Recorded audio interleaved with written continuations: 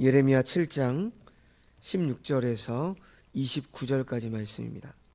예레미야 7장부터 10장 마지막 25절까지 이 말씀은 예레미야의 세 번째 설교인데요. 이 본문이 우리가 오늘 묵상할 본문이 속해 있는 예레미야 7장 1절부터 8장 3절까지의 말씀은 소위 성전 설교로 잘 알려져 있는 말씀입니다. 어제 말씀을 통해서 유다의 위선적인 성전 예배를 책망하신 하나님께서는 이제 오늘 말씀을 시작하시면서 예레미야에게 유다를 위한 기도를 하지 말라는 충격적인 말씀을 하고 있습니다. 16절 말씀을 보시면 그런즉 너는 이 백성을 위하여 기도하지 말라, 그들을 위하여 부르짖어 구하지 말라, 내게 간구하지 말라, 내가 내게서 듣지 아니하리라, 이렇게 말씀을 하는데요. 아마도 예레미야는 하나님의 이러한 명령이 있기 전 자신의 조국인 유다의 회복을 위해서 간절히 기도했을 겁니다. 하지만 하나님은 이런 유다에 대한 심판을 작정하셨고 그 일을 거친 후에라야 회복이 가능하다라고 말씀을 하셨습니다. 즉 유다에 대하여는 의로운 분노를 쏟아 부음으로 자신의 공의와 거룩을 드러내는 것 외에는 다른 길이 없음을 선언하고 계신 것입니다. 따라서 현재 동족을 위하여 간절히 기도하는 예레미야에게 기도를 중단할 것을 요구하신 것이죠. 기도를 하지 말라. 얼마나 하나님께서 진노하셨으면 이제 너희 민족을 위해서 기도하지 말라 말씀하십니다. 하나님은 예레미야에게 유다를 위한 기도를 금지하면서 세 번이나 반복을 합니다. 비슷하게 기도하지 말라, 부르짖어 구하지 말라, 내게 간구하지 말라, 이렇게 비슷한 의미의 표현을 세 번이나 반복을 합니다. 애절한 예레미야의 기도에도 하나님은 이미 정하신 대로 반드시 심판을 하시겠다는 것이죠. 이것은 그만큼 이스라엘의 죄악이 너무나도 크다라고 하는 사실과 함께 이에 대한 하나님의 심판이 반드시 실현될 것임을 우리에게 지금 보여주고 있습니다. 사실 이러한 하나님의 말씀, 기도하지 말라는 이 말씀은 대단히 이례적인 것이죠. 그리고 예레미야에게 있어서 당혹스러웠을 것입니다.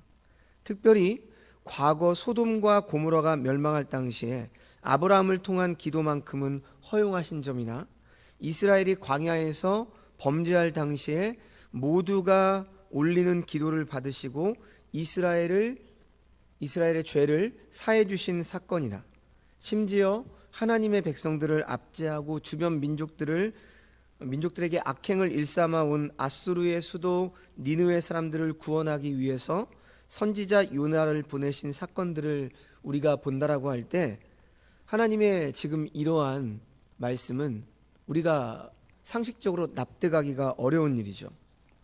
이처럼 하나님께서 예레미야의 기도마저도 듣지 않으신다라고 하는 것은 그들이 죄악의 수렁에 빠져서 더 이상 헤어나올 수 없는 상황에 지금 처해 있는 것이고 죄를 끝내 고집하고 하나님을 기만했다라고 하는 사실입니다. 다시 말해서 이들에게 이제는 어떠한 회개의 가능성도 회복의 여지도 없었기 때문에 예레미야에게 이런 말씀을 주신 것이죠. 자, 우리가 이런 말씀을 생각할 때 절망, 곧 심판과 기도가 공존할 수 없는 상황을 나타내 준다라고 말할 수 있습니다. 기도할 여지조차 없다라고 한다면 그것은 모든 것이 끝장난 상황과 다름이 없다고 해도 과언이 아닙니다. 그래서 하나님께서는 예레미야에게 그들을 위해 기도조차 하지 말라고 말씀하신 것이죠. 즉 심판이 확정됐다는 거예요. 자, 이것을 우리가 다르게 좀 반대로 생각해 본다면 이러한 영적 진리도 확인할 수 있습니다. 그것은 기도를 중단시킨 것이 절망과 심판을 확정짓는 것이다, 이렇게 생각한다면 기도가 계속될 수 있다라고 하는 한 구원과 회복과 소망의 여지가 여전히 남아있다, 우리는 이렇게 생각할 수 있는 거죠. 그러니까 우리가 지금 이 자리에 나와서 말씀을 듣고 기도할 수 있다라고 하는 것, 이 새벽에 기도의 자리에 나와 함께 기도할 수 있다라고 하는 사실, 이 모든 것은 바로 무엇을 말하고자 함일까요? 우리가 여전히 회개할 수 있고 돌아설 수 있다라고 하는 소망이 있다라는 거죠. 그러므로 우리가 어떠한 절망적인 상황 가운데도 하나님께서 우리에게 기도를 허락하시고 우리의 기도를 들으신다라고 한다면 우리에겐 여전히 소망이 있는 겁니다. 그리고 일어설 수 있는 충분한 여지가 있는 거죠. 그래서 교회는 기도해야 합니다. 그래서 교회는 늘 깨어 기도해야 되는 것이고 성도들은 언제나 기도해야 되는 거죠. 하지만 내 뜻대로 기도하지 않고 하나님의 뜻대로 기도하기 위해서 우리는 말씀을 의지해서 기도하는 겁니다. 매일 성경 묵상을 통해서 왜 하나님의 말씀을 먼저 듣고 묵상을 하느냐, 이 말씀에 의지해서 우리가 오늘 이 예레미야서를 묵상할 때 이 남유다 백성들처럼 하나님의 진노가 차기 전에 우리의 죄를 돌아보고 우리 교회의 잘못된 점, 죄악을 돌아보고 기도하며 돌이킬 수 있다면 소망이 있다는 거죠. 우리는 이러한 식으로 접근을 해야 할 것입니다. 그러므로 우리가 어떠한 절망적인 상황 가운데서도 하나님께서 우리에게 기도를 허락하시고 그 기도를 들으신다면 우리는 소망이 있는 겁니다. 하지만 이와 반대로 아무리 평안하고 강건하고 부유하고 풍족해도 스스로 기도하는 자리를 포기한다라고 한다면, 자기 가진 것만 생각을 하고 그것만을 믿고 하나님을 멸시한다라고 한다면, 충분히 기도할 수 있음에도 불구하고 충분히 기도할 수 있는 여지가 있음에도, 기도할 시간과 공간과 모든 것들이 있음에도 이를 행치 않는다라고 한다면 그것은 구원의 하나님, 영생의 하나님, 복과 은혜의 하나님, 모든 것에 풍성하신 하나님과 내 자신을 단절시키는 어리석은 일이 되는 것입니다. 그러므로 하나님의 자녀요, 백성인 우리들은 언제 어디서든 어떤 상황에서든 반드시 기도해야 합니다. 기도할 수 있는 여지를 하나님께서 마련해 놓으신 이상 그 기회를 포기하거나 소홀히 여기지 않아야 하는 것입니다. 자, 계속해서 17절과 18절 말씀을 보십시오. 하나님께서 왜 예레미야에게 기도 금지 명령을 내리셨는지 그 이유에 대한 대답을 이렇게 말씀을 하십니다. 너는 그들이 유다 성읍들과 예루살렘 거리에서 행하는 일을 보지 못하느냐? 자식들은 나무를 줍고 아버지들은 불을 피우며 부녀들은 가루를 반죽하여 하늘의 여왕을 위하여 과자를 만들며 그들이 또 다른 신들에게 전제를 부음으로 나의 노를 일으키느니라. 자, 여기서 성읍들과 거리에서 이 두 단어가 모두 복수로 사용되었는데, 이 표현은 당시 유다 사람들이 우상 숭배를 공공연히 그 일을 저질렀음을 나타내고 있습니다. 일반적으로 우상 숭배의 장소로 지적되던 곳은 높은 산, 작은 산, 나무 아래, 골짜기, 바위 틈 등 은폐되어 있거나 사람들의 왕래가 뜸한 곳이었습니다. 그런데 지금 말씀을 보면 백성들의 우상 숭배가 길거리에서 자행되고 있다라고 하는 것이죠. 이것은 그들이 얼마나 심각한 신앙적인 타락에 빠져 있는지를 잘 보여주고 있습니다. 18절 말씀을 보면 하늘의 여왕을 비롯하여 다른 신들을 위한 이교 제사 의식에 온 가족이 총동원된 광경을 적나라하게 묘사하고 있죠. 하늘의 여왕이라 불리고 있는 신은요, 이시타르라고 하는 신인데 기륭 화복을 정해주는 신으로 알려져 있습니다. 이 여신은요, 본래 아수르, 바벨론 등지에서 행하던 우상 숭배 형태의 하나입니다. 유다 역사상 가장 사악하고 불경한 므낫세 왕 당시 하늘의 여왕을 위한 우상 숭배가 만연했습니다. 하지만 이후에 경건한 유다의 왕 요시야 왕이 등극함과 동시에 그가 종교개혁을 펼치죠. 그래서 우상 숭배가 근절되기는 했습니다. 하지만 여전히 보이지 않는 곳에서 우상 숭배는 이루어졌고 마침내 요시야 왕이 죽은 이후에는 다시 우상 숭배가 성행하게 됐습니다. 그런데 지금 본문에서 예레미야에게 그들이 저지르는 우상 숭배가 성읍들과 약속의 땅의 심장부인 예루살렘 거리 곧 대로에서 자잉이 되었다라고 말씀하고 있습니다. 아울러 자식들, 아버지들, 부녀들 이렇게 표현을 하죠. 모두, 그러니까 온 가족이 모두 우상을 숭배하는 그 열심에 빠져 있는 것을 잘 보여주는 것이죠. 우상 숭배를 위해서 준비하는 과정을 나타내기 위해서 사용된 줍고, 피우며, 반죽하며 이 세 가지 표현을 통해서 죄에 몰입하여 분주하게 움직이는 장면이 눈앞에서 생생하게 전달되고 있습니다. 이렇게 지금 유다 백성들은 온 가족이 우상을 숭배하는데 열심을 내고 있었다라고 하는 것이죠. 그래서 19절과 20절 말씀은 하나님께서 신앙을 변절시킨 유다를 향한 이제 불심판을 선언하십니다. 여호와의 말씀이니라. 그들이 나를 경노하게 함이냐, 자기 얼굴에 부끄러움을 자취함이 아니냐. 그러므로 주 여호와께서 이와 같이 말씀하시니라. 보라, 나의 진노와 분노를 이곳과 사람과 짐승과 들나무와 땅의 소산에 부으리니 불같이 살라지고 꺼지지 아니하리라 하시니라. 자, 여기서 경노하게 함이냐, 부끄러움을 자취함이 아니냐, 이와 같은 반어적 의문문을 사용하시는데요. 이 말씀은 유다의 죄악이 하나님을 분노하게 한 것이 아니라 오히려 죄악을 행한 자기 자신을 부끄럽게 하는 것임을 나타내고 있습니다. 이것은 앞선 18절에 하나님의 분노하심을 부정하는 것이 아니라 그들의 분노하는 행위가 자기 자신을 불행하게 한다라고 하는 사실을 강조하기 위한 표현입니다. 20절 말씀에서는 하나님의 진노가 얼마나 극렬한지 맹렬하게 타올라 꺼지지 않는 불의 비유를 통해서 생생하게 전달을 하고 있죠. 유다 땅과 유다 사람들과 그 땅의 짐승들과 나무들, 그리고 그 땅의 결실들, 그러니까 모두 다 불로 삼켜버리는 것처럼 하나님께서 진노하심으로 그들을 제거하실 것을 선언하고 있는 말씀입니다. 자, 이제 21절에서 28절이 이제 다음 단락이라고 볼 수 있는데요. 이 말씀은 하나님께서 이스라엘의 불신앙의 역사 가운데 계속 반복되어 오고 있었던 고질적인 현상임을 한 이스라엘 역사의 전반에 나타난 불순종을 들어서 지적하고 있는 말씀입니다. 자, 21절 말씀 보시면 만군의 여호와 이스라엘의 하나님께서 이와 같이 말씀하시되 너희 희생제물과 번제물의 고기를 아울러 먹으라. 제사 규례에 있어서 번제물은 제물의 전체를 태워드렸고 희생제물은 정한 부분만 태워드리고 제물의 남은 고기를 제사 의식에 참여한 예배자들이 식탁의 교제로 함께 나누어 먹었죠. 그런데 지금 말씀을 보니까 뭐라고 말씀하시죠? 하나님께서는 희생제물만 먹는 것이 아니라 번제물까지 너희들이 먹어버리라 이렇게 말씀하십니다.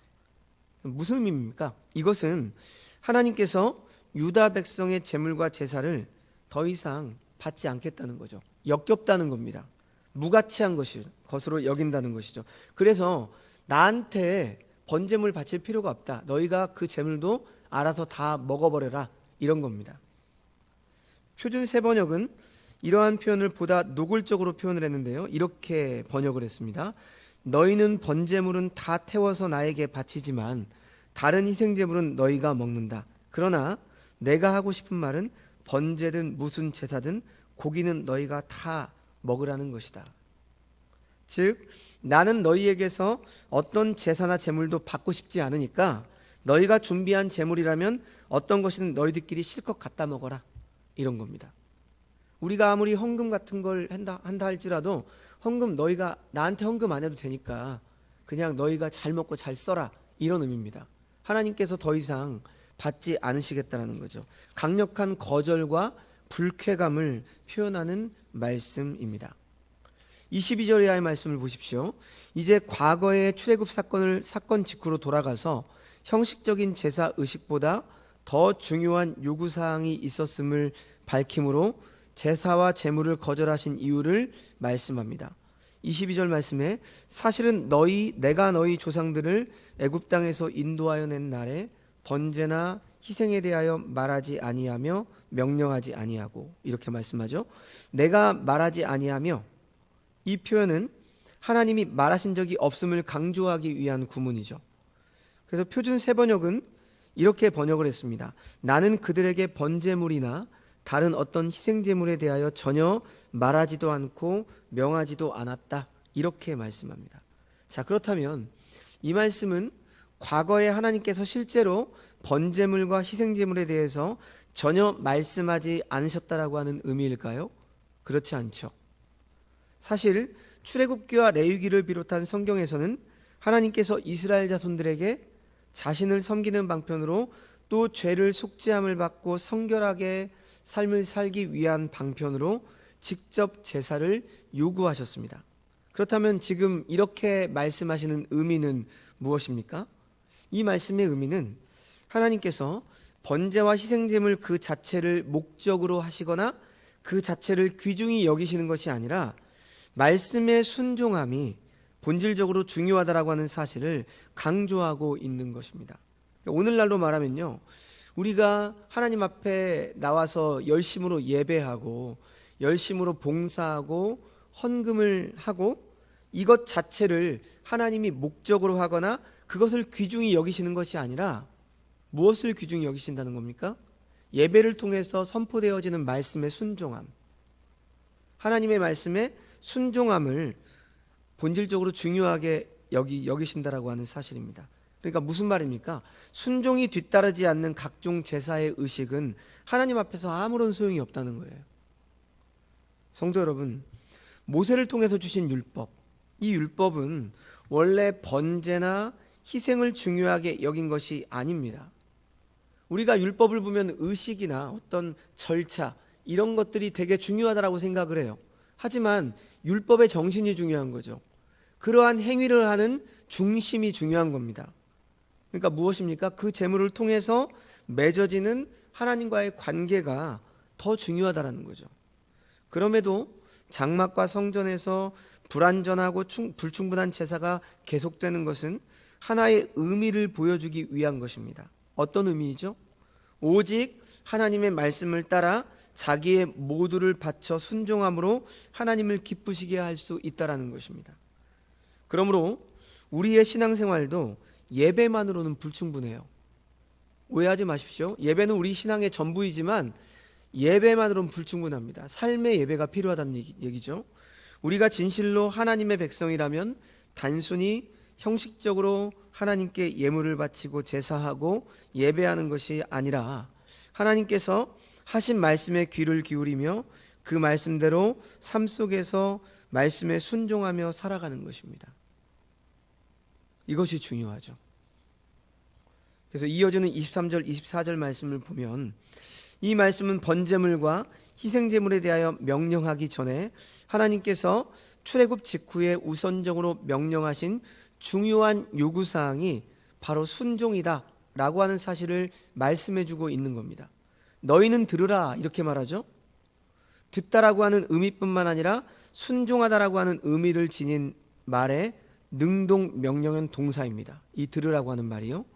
아울러 내 목소리는 하나님의 목소리, 하나님의 말씀에 대하여 전폭적으로 신뢰하고 그 말씀을 듣고 순종해야 된다라고 하는 의미를 나타내는 말씀입니다. 하나님께서는 유다 백성들에게 바로 이렇게 제사 이전에 자신을 향한 인격적인 신뢰 그리고 그에 따른 순종을 요구하셨음을 말씀하십니다. 하지만 유다 백성들은 하나님을 인격적으로 신뢰하지도 않았고 순종하지도 않았던 것이죠. 그런데 제사를 드렸어요. 우리의 예배를 좀 잘 돌아봐야 돼요. 여러분, 예배 드리면서 하나님을 신뢰하지 않는다? 하나님의 말씀에 순종하지 않는다? 이것은 예배를 예배로 여기고 있지 않은 거죠. 우리가 말씀을 들으면서 이런 말씀 교회 안에서나 가능한 일이지 세상 속에서 내가 행할 수 있을까? 불가능한 일이야. 하나님을 신뢰하지 않는 겁니다. 24절 말씀에 그들이 순종하지 아니하였다라고 하는 것은 아예 들으려고도 하지 않았다는 것을 그렇게 이해할 수 있습니다. 귀를 기울이지 않았다는 것은 듣지 않으려는 고의성을 강조해서 표현한 말이죠. 자신들의 악한 마음의 꾀와 완악한 대로 행하였다라고 하는 것은 하나님의 말씀에 불순종과 거절로 일관하며 즉각적으로 그것을 대체할 것으로 자신들의 악한 본성과 악한 마음의 꾀를 따르고 그것이 요구하는 것에 주저함 없이 순응했음을 의미합니다. 계속해서 말씀을 보면 그 등을 내게로 돌리고 그 얼굴을 향하지 아니하였다. 이스라엘이 행한 배반의 모습을 적나라하게 표현하고 있습니다. 고대 사회에서 누구도 왕 앞에서 등을 보여서는 안 됩니다. 등을 보이면 어떻게 되는 거죠? 죽음이죠. 일반적으로 등을 보인다라고 하는 것은 변심, 배반, 변절을 의미하는 행동이기 때문에 왕 앞에서 물러날 때에는 우리 사극에서도 보면 어떻게 합니까? 왕한테 물러날 때는 바로 등을 딱 돌려갖고 막 가던가요? 아니죠. 이렇게 뒤로 빠지잖아요. 고개도 숙이고 조심히 빠져서 문도 이렇게 열고 뭐 이렇게 빠지는 것을 볼 수가 있죠. 또한 누군가에게 얼굴을 향하지 않는다라고 한다라고 하는 것은 그를 질시하고 미워하고 인격적으로 못 오간다라고 하는 의미가 있습니다. 그러니까 하나님께로 향해야 될 그들이 오히려 하나님께 등을 돌리고 하나님께 얼굴을 향하지 않았다는 것이죠. 이렇게 이스라엘의 죄를 생생하게 묘사하고 고발하고 있습니다. 25절과 26절 말씀도 보시죠. 너희 조상들이 애굽 땅에서 나온 날부터 오늘까지 내가 내 종 선지자들을 너희에게 보내되 끊임없이 보내었으나 너희가 나에게 순종하지 아니하며 귀를 기울이지 아니하고 목을 굳게 하여 너희 조상들보다 악을 더 행하였느니라. 이스라엘은 끊임없이 하나님을 모독하고 하나님을 배반했지만 하나님께서는 당신의 선지자들을 끊임없이 보내셨다는 것입니다. 각 시대마다 선지자들을 통해서 말씀하셨지만 그들은 어떻게 했습니까? 계속해서 듣지도 않고 하나님께로 얼굴을 향하지도 않고 등을 돌리고 불순종으로 일관하고 있음을 지적하고 있습니다. 자기 백성을 회개시키고 구원하시기 위해서 선지자들을 반복적으로 또 보냈지만 그들은 끝내 듣지 않았던 것입니다. 이스라엘을 구원하기 위해서 선지자를 보내 계속 말씀하신 하나님이 우리에게도 오늘날 어떻게 말씀하시죠? 성경 말씀을 통해서 계속 말씀하고 계십니다. 돌이키라, 회개하라. 그렇게 말씀하고 계시는데 이스라엘은 이방의 헛된 것과 조각한 신상과 하늘의 여왕을 섬겼다라고 한다면 우리는 오늘날 무엇을 섬기고 있습니까?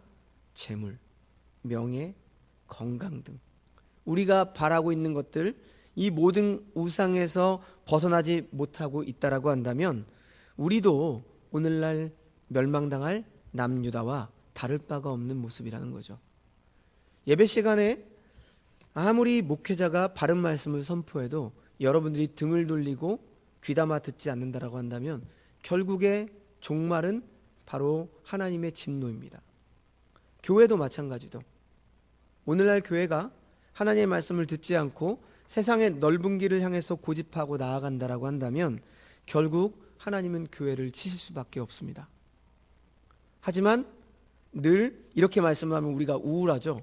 그리고 기분이 별로 안 좋죠. 그런데 하나님은 언제나 어떻게 말씀하시죠? 반드시 심판하시지만 예레미야를 통해서 하시는 말씀은 또 어떤 말씀을 하십니까?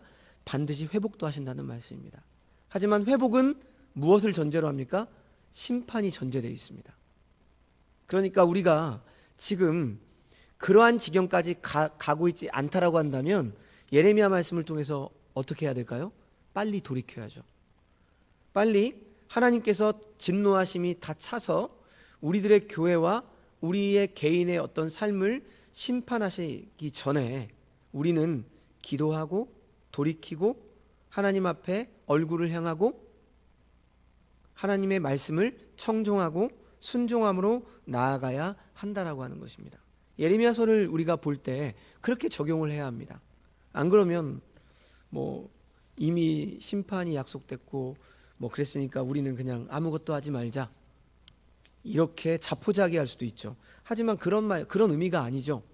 지금 이 말씀을 통해서 우리가 그러니까 선지서를 읽을 때마다 늘 길을 잃어버리지 않아야 합니다. 하나님은 우리를 사랑하세요. 이게 전제 조건이에요. 그런데 사랑하시기 때문에 이들에게 징계하시는 거예요.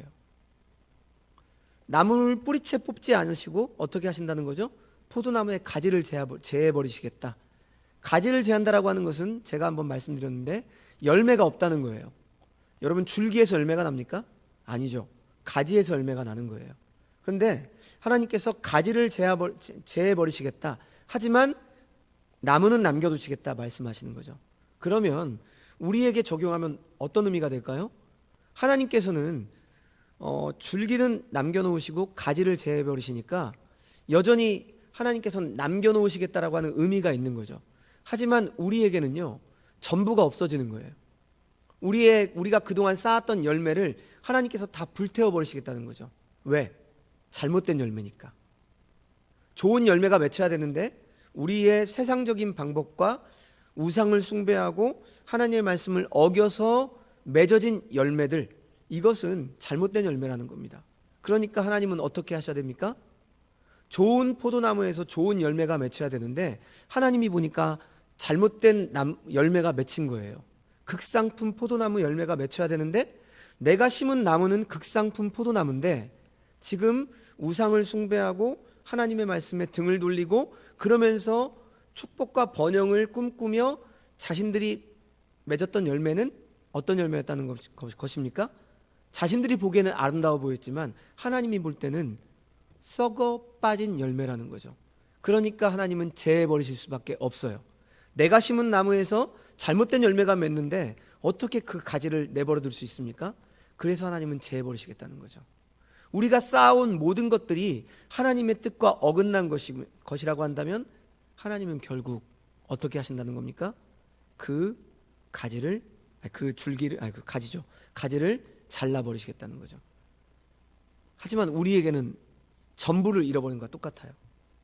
엄청나게 아프죠. 그런데 그 아픔을 통해서 하나님은 어떻게 하시는 것입니까? 회복을 시키신다라고 하는 것이죠. 그러니까 다시 한번 강조를 하면 오늘 이러한 말씀을 통해서 우리가 적용해야 될 것은 그러한 지경이 가기 전에 우리 서부중앙교회가 오늘날 말씀으로 서 있고 건강한 교회라고 한다면 언제나 건강한 교회가 될 수 있도록 성도 개개인 하나하나가 어떻게 해야 되겠습니까? 이러한 말씀을 들으면서 언제나 돌이키고 내 자신이 잘못된 길로 가고 있지 않았는가 회개하며 즉시 돌이키는 일들이 있어야 된다는 거죠. 그것이 건강한 교회가 되는 유일한 지름길입니다. 단 한 가지 방법이에요. 성도가 몇만 명 모이고 재정이 쌓이고 우리 서부중앙교회 예배당이 이것보다 몇 배가 되고 이것이 부흥이 아니라 참된 신자들이 모여서 하나님 앞에 언제나 돌이키고 회개하고 정결해지는 것, 이것이 하나님의 교회가 우뚝 서는 길입니다. 그러니까 우리는 오늘 이러한 말씀을 통해서 우리 교회는 안심이야 이렇게 너무나 편하게 생각하지 마시고 언제나 말씀 앞에 긴장하며 우리에게 주신 경고의 말씀으로 받아들이며 우리의 교회가 아직 그러한 모습이 아니라고 한다면 감사함으로 기도하시되 언제나 우리의 교회가 말씀 앞에 깨어 있을 수 있도록 특별히 목회자들이 바른 말씀으로 깨어 있을 수 있도록 여러분들께서 기도를 해주셔야 합니다. 자, 이제 27절 28절 말씀, 하나님께서 예레미야에게 말씀하시는 형식으로 이스라엘 역사 전반에 나타난 말씀에 대한 고질적인 불순종을 지적하는 말씀을 결론 부분입니다. 내가 그들에게 이 모든 말을 할지라도 그들이 너에게 순종하지 아니할 것이요 내가 그들을 불러도 그들이 내게 대답하지 아니하리니 너는 그들에게 말하기를 너희는 너희 하나님 여호와의 목소리를 순종하지 아니하며 교훈을 받지 아니하는 민족이라 진실이 없어져 너희 입에서 끊어졌다 할지니라. 유다 백성들의 악독함에 대한 고발은 점층적인 표현을 사용하여 그 강도를 더하고 있습니다. 상반절에서 내가 그들에게 이 모든 말을 할지라도 그들이 너에게 순종하지 아니할 것이요 이러한 표현을 사용해서 예레미야가 회개의 메시지를 전한다 할지라도 불순종할 것임을 나타낸 반면 하반절 말씀에 내가 그들을 불러도 그들이 내게 대답하지 아니하리니 라고 하는 표현을 통해서 아예 그들이 예레미야의 말을 듣지도 않고 대답하지 않을 것임을 강조하고 있습니다. 마지막 29절 말씀, 너희 머리털을 베어버리고 벗은 산 위에서 통곡할지어다. 여호와께서 그 노하신 바 이 세대를 끊어버리셨음이라. 사실 29절 말씀은 이 다음 단락 도벳산당을 이 본문과 연결되는 말씀이라고 볼 수도 있는데 그 매일 성경은 오늘 29절 말씀을 끝으로 이렇게 같은 한 단락으로 묶었는데요. 아마도 더 그 하나님의 말씀을 생생하게 좀 우리가 적용하게 하기 위해서 29절 말씀을 포함하지 않았나 싶습니다. 머리털을 베는 행동, 이것은 극한 슬픔이나 수치를 직면했을 때 취하는 행동이죠. 그리고 이 머리털은 왕관처럼 사람을 영예롭게 하는 것으로 여겨졌기 때문에 지금 오늘 말씀에 머리털을 자른다 라고 하는 것은 자부심과 자긍심과 명예를 실추시키고 모독을 한다라고 하는 의미가 있죠. 그리고 벗은 산 위에서 통곡하라 이렇게 명령하셨는데, 벗은 산은 나무나 풀이 없는 헐벗은 민둥산을 가리키는데요, 그곳에 바로 주로 이방 신들을 향한 산당들이 세워져 있었습니다. 그러니까 이 벗은 산 위에서 통곡하라고 하신 것은 그들이 하나님 앞에 저지른 죄악, 배신을 인하여 패망을 당할 것이고, 그 결과로 인해서 절망에 빠진 유다 백성들의 형편을 생생하게 드러내고 있는 말씀인 것입니다. 자, 그래서 오늘 말씀은 여기까지인데요. 사랑하는 여러분, 오늘 말씀을 통해서 우리는 속히 하나님 앞으로 돌이켜야 합니다. 계속된 선지자들의 메시지를 듣고도 돌이키지 않고 불순종한 유다 백성들의 이 완악함으로 인해서 하나님께서 기도조차 금해버리시는 모습을 우리가 오늘 말씀을 통해서 보면서, 오늘을 사는 우리 성도들, 우리의 교회들이 해야 될 일은 하나님의 진노가 차기 전에 속히 회개하고 돌이킴으로 하나님의 말씀 앞에 순종해야 한다라고 하는 사실입니다. 여러분, 다윗은 나단의 경고를 듣고 돌이켰습니다. 그의 인생 잘못이 없지는 않았겠지만 하나님은 그를 내 마음에 합한 자라고까지 부르셨습니다. 이렇게 그런 자인 다윗이었을지라도 하나님 앞에 범죄했죠. 그런데 다윗의 훌륭한 점은 무엇입니까? 돌이켰다는 거죠. 다윗이 얼마나 하나님 앞에 순종하고, 이것보다 더 중요한 것은 다윗은 회개했다는 사실입니다. 회개가 그렇게 중요해요. 돌이키는 게 중요한 것입니다. 하지만 사울은 어떻게 됐습니까? 이스라엘 백성 역시도, 그리고 사울과 이스라엘 백성, 이들도 계속해서 주시는 회개와 순종의 기회가 있었지만 이들은 이 기회를 거절하고 그 마음을 끊임없이 완악하게 했고 하나님의 마음을 아프시게 했고 결국은 심판을 자초하게 된 것입니다. 하나님이 계셔야 될 곳에 우상을 두었고 생명을 살려야 될 자들이 죽이는 인생을 살게 된 것입니다. 보내신 곳에서 기도의 짐을 진 예레미야의 모습을 기억하며 십자가 앞에서도 자신에게 해를 끼치던 자들을 위해서 기도하시던 예수님의 모습을 우리 마음에 새기기를 원합니다. 오늘 예레미야처럼 이 시대를 위한 우리는 기도자가 되어야 합니다. 이 시대의 교회를 위한 기도자가 되어야 합니다. 우리가 기도할 수 있고 우리의 기도를 받으시는 지금이 우리가 돌이킬 수 있는 기회입니다.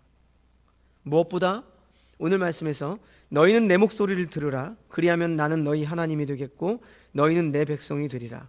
너희는 내가 명령한 모든 길로 걸어가라. 그리하면 복을 받으리라. 이 말씀을 따라서 오늘 하루도 주님 앞에 돌이키는 하루, 기도하는 하루, 외식을 버리는 하루, 청종하며 하나님의 말씀에 순종하여 하나님의 말씀을 따르는 복된 하루가 되시는 주의 백성들이 되시기를 주님의 이름으로 축원합니다. 기도하겠습니다. 하나님 아버지, 오늘 말씀을 통해서 예레미야 선지자에게 기도조차 하지 말라는 하나님의 진노하심을 보게 됩니다.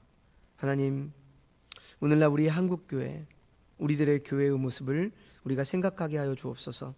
이 말씀을 통해서 우리가 기도할 수 있음에 여전히 하나님 말씀을 듣고 돌이킬 수 있는 기회가 있을 때 속히 우리의 교회들이, 우리의 성도들이 세상 정신에 빠지지 않고 세상의 우상에 함몰되지 않고 말씀을 통해 즉각적으로 돌이키고 우리의 잘못을 인정하며 하나님 앞에 나아가는 우리들의 교회들, 우리들의 성도들이 되게 하여 주시옵소서.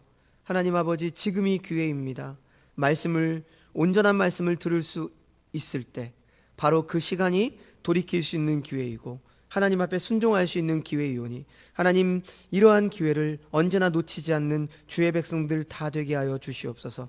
그래서 우리의 삶을 돌아봐서 우리 성도 개개인 한 사람 한 사람이 자신의 있는 곳이 하나님의 나라가 되게 하시고 하나님의 통치가 정말 실행되는 그러한 곳들이 될 수 있도록 하나님 도우시고 함께하여 주옵소서.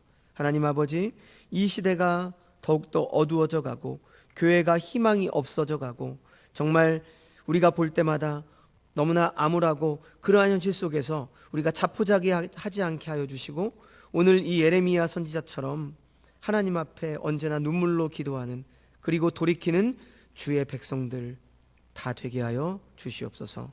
모든 말씀 예수님의 이름으로 간절히 기도합니다. 아멘.